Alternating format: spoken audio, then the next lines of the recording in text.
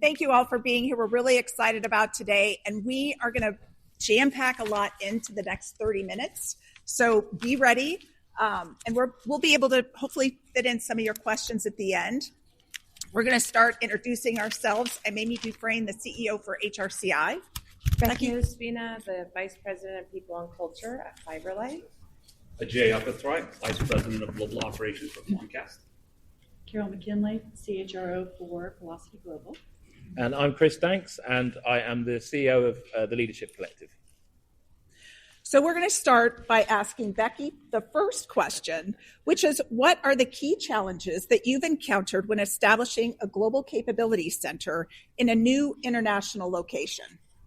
Thank you, Amy. The biggest thing is having the vision and strategy clear around the why.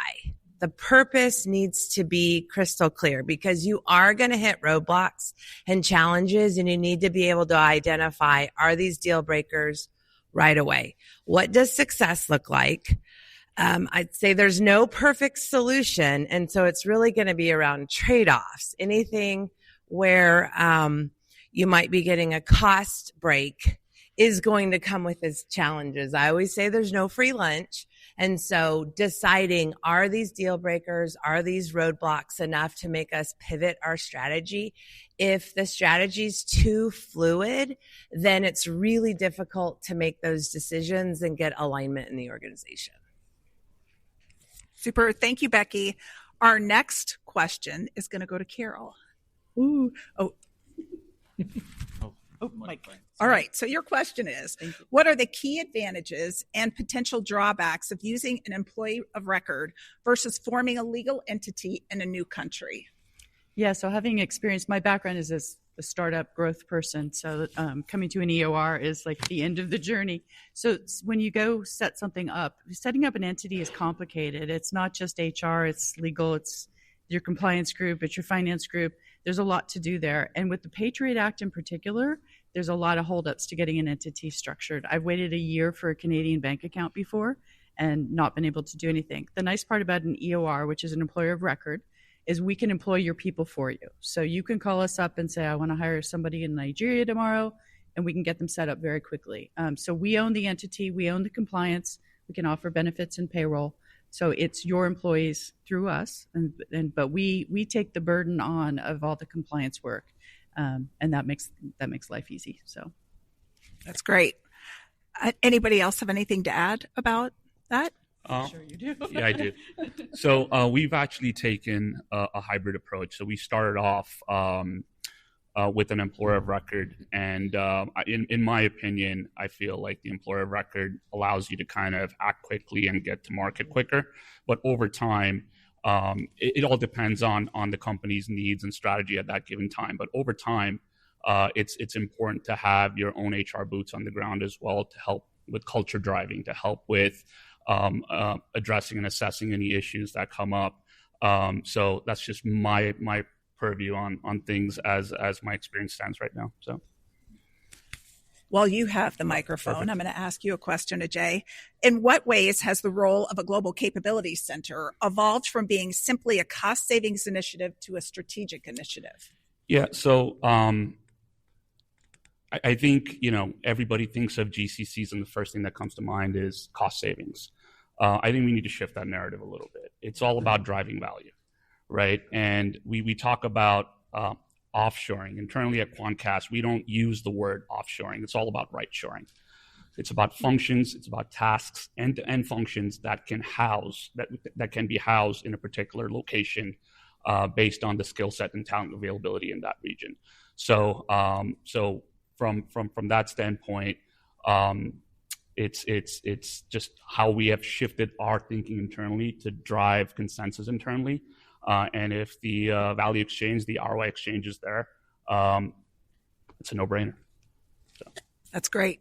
Thank you very much.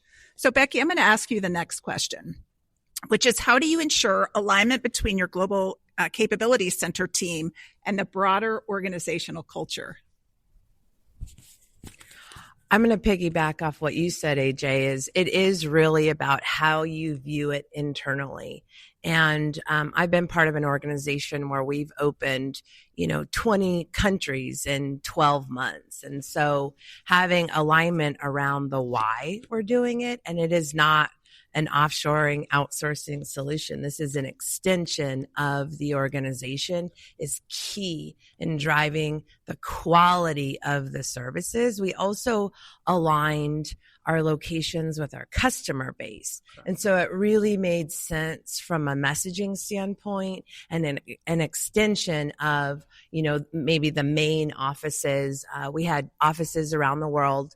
And so we were able to leverage that, but the alignment and the leadership came from how we just thought about it internally and how the organization spoke about those employees and leveraging the EOR as solutions. We were able to open locations very, very quickly and make hires, within just a few months, and they were serving our customers immediately. So for us, it really was around looking at those folks as employees versus some kind of an outsourcing solution. That was the differentiator.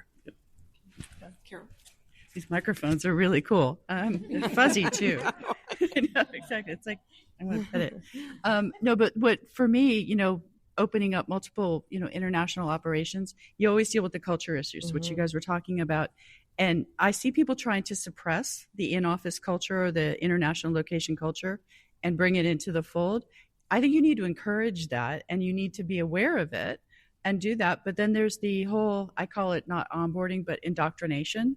You need to pull everybody around the world into what you stand for, values-wise, what the leadership team is, what their vision is for. So immersing people up front with who your company is, what the product really is, but then allowing the international locations to flourish is such a better way to do business than to try and squash it and say we're going to do it our way. Particularly that's from an American standpoint, where my UK group used to say, oh boy, the Cowboys are coming,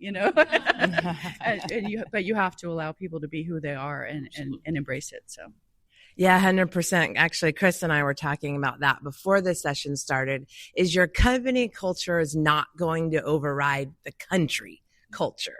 You have to marry those up, embrace the items that are aligned with your values as a company, but you will not change a country culture. And when they step foot inside the, 4 walls of your building, that mindset doesn't change. And so how do you align what you're doing as an organization with what's going on locally in country? I think as well, within the hiring process, something that's maybe not done enough is actually looking at the cultural fit of the individuals that are moving into your organization. I think, there's a big push towards skills-based hiring, as everyone's probably seen upstairs and everything. And I think that's very valid. But at the same time, the cultural side of things, I think sometimes isn't assessed. Or if it is, it's mainly done through kind of a traditional interview style rather than actually leveraging some of the science and assessments that are available out there to really add some value and make sure that the people coming into your business are really fit for the for the culture that you've got set up. I think it's a learning process and understanding the intricacies going on locally and how you leverage that to work for what your company's trying to do versus battling against it. You talk about the US centric, we kind of come in, this is how we do it. This is how we do it here. That doesn't really work. It might on a surface level, but when things start having challenges, what's really underneath it is you're battling against the local country culture. So I talk about it as a learning, seeking to understand and being willing to be a little bit more flexible in how you do things. If the end result is you're delivering a quality service or product, how you get there maybe doesn't have to be quite so rigid, and that's super important. Yeah, and it all boils down to different perspectives too, right? When you're trying to problem solve. So the more perspectives you have on a given challenge, and the wider the pool of feedback that you get, you're able to kind of look at solutions or solutions, different problems differently. But you asked a very important question in terms of having somebody established from HQ going down. I have the benefit of sitting on the leadership team at Quantcast, and I have family in India, so I'm well versed with the cultural dynamics down there. So I travel to India once every month. I'm there for 2-week stretches as we kind of scale this new operation. The first 50 to 60 hires are your foundational hires. You want to suss them out for cultural fit. You want to suss them out for just being culture drivers themselves. And I interview each and every candidate in the final round to just assess them for that cultural fit. But it also helps to have executive presence in region. Our CEO is very involved. We just had a big opening ceremony in Chennai, India for our Center of Excellence down there. And he made the trip. He was there 48 hours. He met with everybody. So I think that helps drive that culture further too. Is it okay? I'll keep going. The other thing to think about, it's kind of a corollary to what they were talking about, but it's centralized versus decentralized. I've done it both. There's no perfect way, but it does make a huge difference. If you're centralized in the US and that's your leadership team, and you have people far out there that have to get up in the middle of the night from India to meet with their boss, that is a cultural shift, right? Decentralized can be really scary for people. All of a sudden, I have my MD in the UK making calls, and my HR team reports to him. Now I'm a center of excellence in the US. So there's a lot there, but you can really change your culture by just deciding making that one decision. So my very quick one is to do more 360 work, right? To get the broad feedback. I have a way of doing a 360 that's very non-conventional, which is to literally do a spreadsheet and list the names and say, you can give me 10 comments, positive or negative, on people. And so that brings out the people that are annoying to you and the people that are positive, but at least they get feedback. You see that all the time where it's, single points of feedback, and that just doesn't work. So I think the first thing to mention is that depending on which country you're moving into, obviously there's all sorts of different nuances. But, if I was to generalize, I would say in many of the locations, like India and other countries across Asia, in India, for example, it's common that a lot of people won't turn up on their first day. We've dealt with organizations that don't know that and get, a nasty surprise when their first 10, 5 of their first 10 hires don't necessarily walk in on the first day, and they wonder if it's something that they've done. But really, therefore the simple answer is keep pipelining. I think in the US, in UK, Europe, it's very common. Once a role is filled, it's filled. 99 times out of 100, that person will show up if you've done a good job of the onboarding. So just really keeping that continuous pipeline for the skills that you need is one of the most important things that we've found. I think one of the other things that often gets, again, overlooked, maybe in my opinion, is really making sure that, because there's such an abundance of talent in some of these regions, maybe the value proposition to the candidate isn't talked about enough in the interview process. It's a little bit too one way. And I think, really getting that message across as to why they should join the organization, what your employee value proposition is to them, can also minimize that effect as well. And then just touching on what I said earlier, I think it's applying science into the recruiting process, which is maybe not just on the cultural side, but, actually measuring skills through scientific-based interviewing practices and so on, I think is something that really helps attract the right people, increase your retention rates and so forth. Yeah, I would just add to that. I think, Chris, you emphasize having the right partner locally. Mm-hmm. And so a challenge we would run into is, who are you? I've never heard of your company. What is this EOR setup?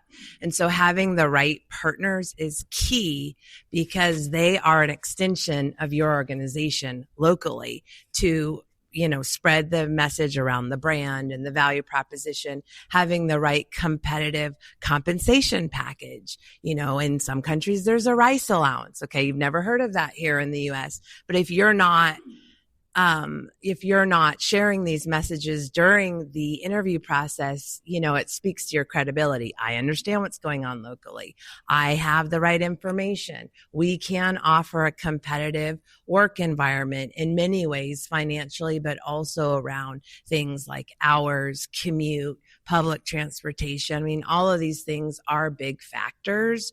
And sometimes the US centric mentality is job description, pay, you figure out the rest. But that's when you go outside of the US, there's a lot more to it. And being aware of those things, speak to the partners that you work with. It's very important.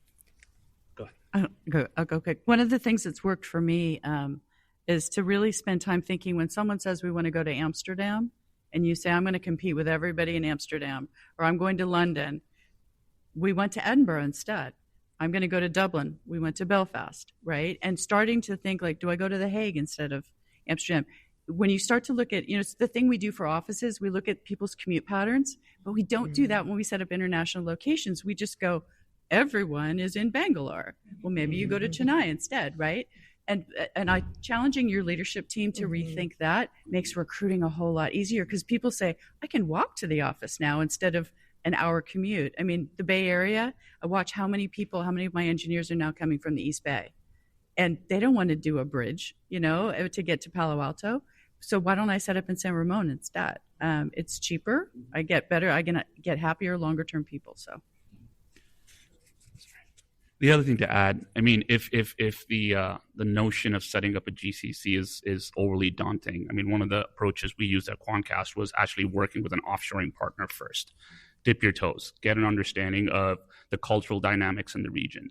It's also an excellent talent pool to dip into when you're ready to kind of transition, everybody to your own GCC, build, operate, transfer model. Again, I mean, it is a longer term approach to get to the end result you're looking to get to, but it could be a interim stopgap solution. At least learn as you go before actually going all in on the GCC concept.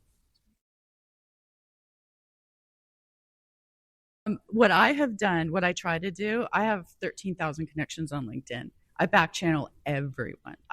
For HR, I back channel people with 2 people before I interview them. That is tough, but if you have good leadership in the Philippines, if you have people that you think are, A gets A, B gets C, right? If you have top performers out there that can identify good people, I use those as gatekeepers. So in the interview process, I have somebody in another department that's a stopper that says this person isn't an A player, that department has pain and they need to fill the job, so they're willing to accept this. But I have somebody else who's completely out of the loop that says, I would never hire this person. That is a great filtration. So both of those work. One thing I would add too is top talent wants to work for top talent. So whoever's interviewing your candidate should be top talent, and they're selling the organization. The U.S. centric, mentality is, well, I'm interviewing you and that's all that matters. It has to be two-way. And people do care about that. And so setting up your processes so they are attracting the right talent and having the right partners. A headhunter may not be the right partner. There's other models now that are emerging where both parties are benefiting from finding the right talent versus just purely a financial transaction. Making sure that they're representing you in the market, I think, is key. If maybe I could add something to that from an external headhunter's point of view. I think there are very big cultural difference between headhunters across the world as well, where you need a very high volume of talent. The recruitment partners have become very, very good at sourcing and finding the talent, but not necessarily so heavy on the assessment of the talent. So sometimes you can combine, find ways to either combine expertise between different recruitment partners that have a different take on the overall process. But also, I think there's a way in which you could, again, coming back to what I said earlier, building your own rigor into your own process when your headhunter or internal headhunter, whoever it might be, actually gets people through the door in the first place. I have one more. In setting up this Scottish entity, 4 years ago, I didn't know where to start. And so I actually shoulder tapped some people on LinkedIn that were at like Marketo and Adobe that were up there and said, who do you know that's really good? I need an MD up here. And I got a short list really quick of people that they recommended that worked really well. Now, that's obviously not the speedy way to do things, but it is another challenge, another way to do this, especially if you're bootstrapping. I still recommend executive search because they do no good, but yeah, that's another way to go. Those countries. And it's a bit of what I said before. I actually, rather than tier 1, tier 2, it's looking at tier 1 and saying maybe tier 2 is better, right? It's going to be cheaper. It's going to be, if you go to Detroit and open an engineering shop, you are going to get the cream of the crop because that's not what they're known for, right? But there are people there that are excellent, but people don't think about that. They go, oh, there's critical mass in Toronto. We're going to go to Toronto, right? But if you go off label kind of and just say, I'm going to go try something different, I think you end up with a better group of people. Thank you. Yeah, and I would just say, so off the back of that point, some of the tier 2 locations, tier 2, tier 3 locations could be different countries. It can also be different cities within countries where there's, a lower population where you wouldn't necessarily think to go, but you get different nuances within that as well. So it might be a little bit harder to have the wide net of talent in some cases. There may be enough, but maybe not as much as other locations. But once you've actually found that talent, you might find that your attrition rate is a lot lower. Your retention rate is a lot higher because in some cases people may want to be nearer to their families, less commute time. Maybe there's less opportunity work-wise in that particular region, which means the loyalty is a lot stronger and so forth. So there's other dynamics. And I think Ajay, you were talking a bit about some of the infrastructure components. I think those are the factors you have to. Those are the factors you have to consider too in tier 2, tier 3 cities. Again, I'm just speaking from the perspective of setting something up in India. Infrastructure isn't as established. Professional services, the ancillary services that you need to kind of retain talent and keep the talent satisfied in region, they're not as well established either. So those are just factors you have to consider when you look at tier 2, tier 3 cities. So I think, if you're, we talked earlier that one of the main reasons that people will set up a GCC is because of the talent availability now, not just cost savings and the other factors. So with that in mind, typically there'd be a fair amount of talent in the area that you're looking to recruit. So, finding the people is not necessarily the biggest challenge. The biggest challenge when you're doing it at volume is all about the efficiency of the process. As soon as you're working to find and attract these people and how you work them through the good old fashioned interview process and assessment process, and doing that in as short a period as possible. Because again, coming back to dropout rates and things like that, in many of these locations, the candidates will be interviewing in several places and have a lot of choice. Particularly if it's a tier 1 location, for example. So keeping that process, really focusing on the process before you start your hiring. And obviously in the early days, it's typical you might hire 5 or 10 people, and really scale that up. I know in Quantcast, you guys are scaling it up en masse at the moment, but initially it was a sort of smaller scale. So it gives you learning. Yeah. So I would say the efficiency of the actual process is probably, and one thing to mention on the EOR side, on the employer of record side as well, is that it's really important to educate the candidates, even if it's a 5-10 minute discussion about what an employer of record is, if that's the route that you're going down, so that there's no surprises at the back end of the process, and they're because many of them won't know what that is. So that is what we specialize in. So we have more employees more legal people per capita than most other companies do. Each country is very different, and that's where even through our sales process, we can tell you if you've crossed the line. My sales team actually are experts in this too, because they encounter this every day. So you really need to watch that. I actually have trouble hiring contractors internally because my legal team comes back and says we need to be as compliant as we are for our supported people, and that's an employee. And so to get some advice on that, but we'd be willing to give you the advice too. You should run this scenario through; it's free. But that is something I see people do all the time. My job before this was at Binance, and the guy who had been running HR, I said, "Where are you?" And he said, "Mexico City." And I'm like, "But you're an American. How long have you been there?" He goes, "A year." And I'm like, "Uh-oh." And I had to run that to ground, and I found you can be in Mexico as an American for 6 months. You just need to cross the border every 6 months. Great. I'm like, but that took a lot of time to go through.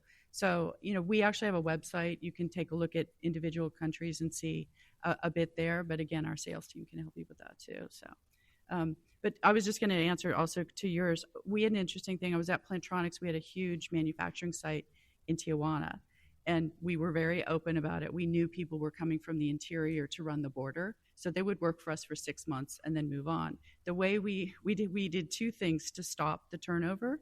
One was we had incentives that paid out like hourly. You came to work, you stayed at work, you came back to work tomorrow. So that it was like the rate of pay was really low, but when you looked at all the add-ons, people could get like 500% of their pay if they came back to work. But we also went back and said, who are the people? Most of them are very young and uneducated. So we did 3 meals a day, bus to work, housing, we did medical exams, we did high school education, and that got people to stay. And I think that just goes back to knowing who you're hiring and what their needs are. And so the rate of pay could be super low. It could be zero, but they would come back to work because of all the things you were offering them that the local country wasn't offering as far as infrastructure goes. So.